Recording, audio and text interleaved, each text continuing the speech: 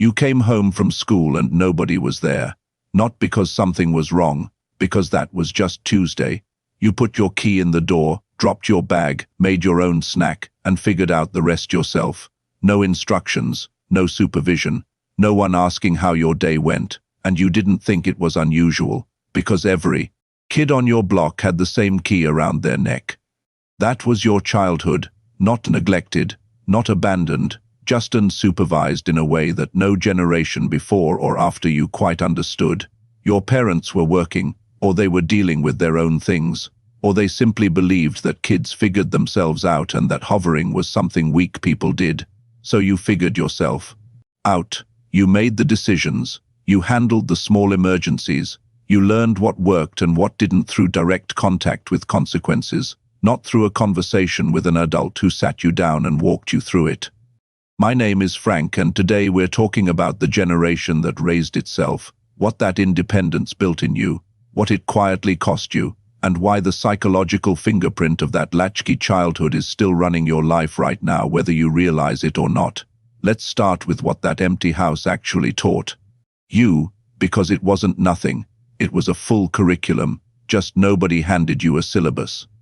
When you were 10 years old and something went wrong in that house, a weird noise, a broken thing, a situation that needed handling, you didn't call anyone.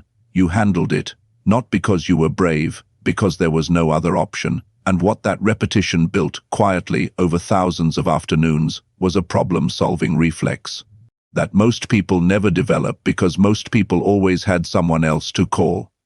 You learned to assess, to prioritize, to act without permission. By the time you were a teenager, you had already logged more autonomous decision-making hours than most adults, not because you were exceptional, because the circumstances demanded it and you rose to meet them the only way available to you. You figured it out yourself. That instinct is still in you. It shows up every time there's a problem in the room and you're already 3 steps into solving it before anyone else has finished identifying it.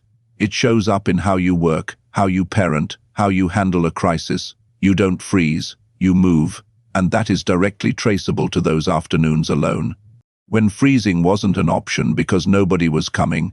But here is where it gets complicated, because the same training that built your greatest strengths also drew some very specific lines around what you would and wouldn't allow yourself to need. When you grew up in an environment where help wasn't consistently available, your brain did something rational. It stopped building the circuitry for asking, not dramatically, not all at once.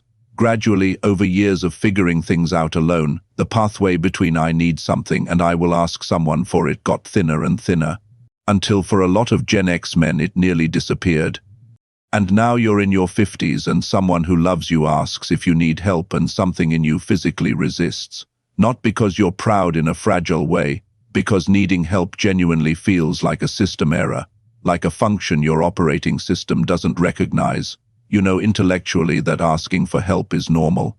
You'd tell your own kid to do it without hesitating, but for yourself the pathway just isn't there the way it is for other people, because you never had to build it, because for a long time you genuinely didn't need it. You had the key, you let yourself in, you handled it. Now let's talk about the emotional education you didn't get, because this one has the longest reach.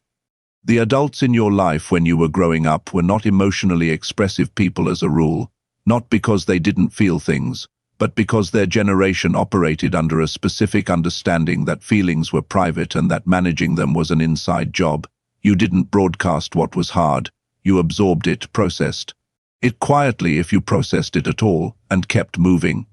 So you never watched an adult model what it looks like to be sad out loud, or scared out loud, or uncertain out loud. You never sat in a room where a grown man said, "I don't know what to do here," and then worked through it openly. What you saw instead was the change of subject, the drink poured, the conversation that never happened, the door that stayed closed. And children learn what they see, not what they're told, what they see.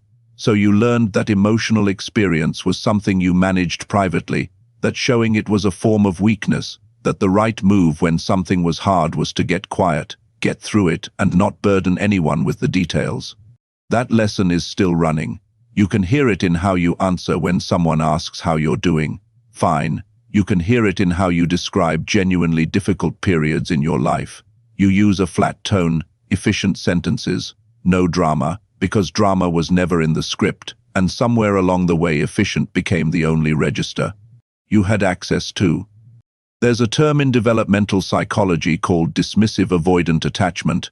It describes people who learned early that emotional needs either wouldn't be met or weren't worth expressing, and who responded by developing a fierce self-sufficiency that looks like strength from the outside and functions like armor from the inside. Research from the University of California found that men who grew up in low-supervision households with emotionally unavailable parents score significantly higher on self-reliance metrics and significantly lower on emotional disclosure comfort, meaning they are genuinely more capable of handling things alone and genuinely less capable of letting anyone in even when letting someone in would help. That profile fits a very specific demographic.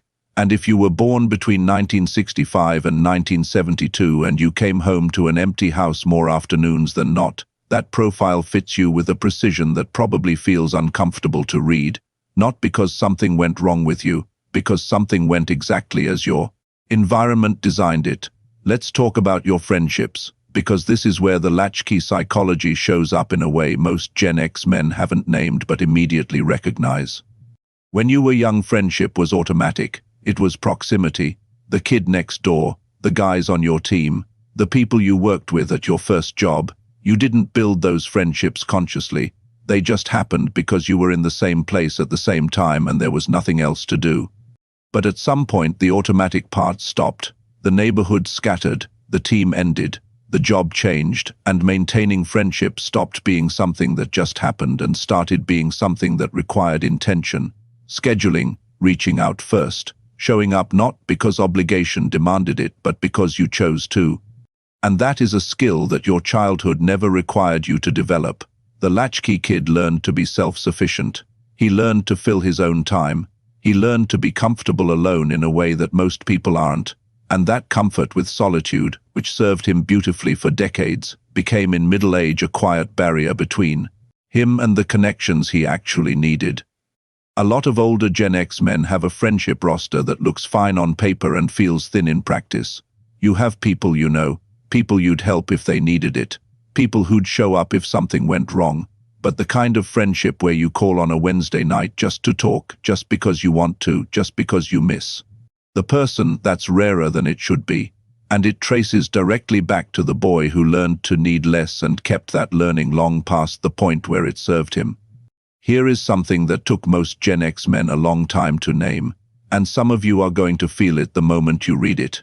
You are more comfortable being needed than being known. Being needed has rules. Someone has a problem, you solve it, you show up, you deliver, you go home. The transaction is clean, the role is clear, you know exactly what good looks like and you can hit it every time. Being known is different. Being known means letting someone see the parts that don't have a solution, the uncertainty, the tiredness that isn't physical, the questions that have been sitting at the back of your mind for 15 years that you've never said out loud because saying them out loud would mean admitting they were there.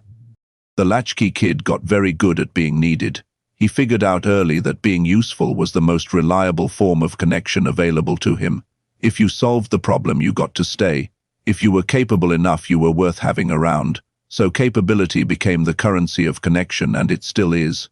You show up for everyone. You fix things, you handle it, and somewhere in the middle of all that handling you became the person everyone leans on and nobody checks on. Because you trained them not deliberately, but every time someone asked if you were okay and you said fine and moved on, you trained the people around you that fine was the answer and the conversation was over. And now fine is all anyone asks for because fine is all you've ever offered. So what changes? Because this isn't a eulogy for your childhood, this is a map. The first thing that changes is the story you tell about those empty afternoons, not to rewrite them, not to make them worse than they were or better than they were, but to see them accurately.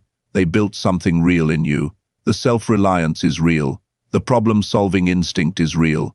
The ability to sit with discomfort and keep moving is real, and it is valuable, and it has served you and the people you love for decades. And they also left some gaps. the emotional vocabulary that didn't get built, the asking reflex that never fully formed, the friendship muscle that didn't get the reps it needed. Those are real too, and seeing them clearly isn't weakness. It's the same clear-eyed assessment you apply to everything else. You just have to apply it inward. For once. The second thing that changes is understanding that self-sufficiency was a response to a specific environment, and that environment no longer exists. The empty house is not your current house. The absent adults are not the people standing next to you now. You are not 10 years old with a key around your neck and nobody coming. You are a man in his 50s who has earned the right to let someone else carry something occasionally, not because you can't carry it, because you don't always have to. And the third thing, the one that takes the longest, is rebuilding the pathways that didn't get built the first time. The asking pathway, the receiving pathway, the being known instead of just being useful pathway. None of those are natural at 55. They weren't built at 10 when they should have been. Building them now is slower and more awkward and feels completely foreign. But you've learned harder things in worse conditions, with fewer resources, and nobody watching. The generation that raised itself built some of the most capable, resilient, quietly competent men in modern history. That is not a small thing. The afternoons alone, the small emergencies handled, the problems solved without a manual. They produced something real. But the same generation deserves to know that raising yourself has a cost that doesn't show up on the invoice until later, and that the work of middle age, the real work, isn't the job or the mortgage or the retirement account. It's going back to find the parts of yourself that had to be set down when you were 9 years old so you could carry the key. They're still there. They didn't go anywhere. They just waited, the way you always waited, quietly, without making a fuss, trusting that eventually somebody would come, this time that somebody is you. I've been going deeper on all of this in a book called Psychology of Gen X. It covers the specific wiring of your generation, where it came from, what it built, and what it costs when it runs past its expiration date. If that sounds worth your time, it's linked in the description. See you in the next one.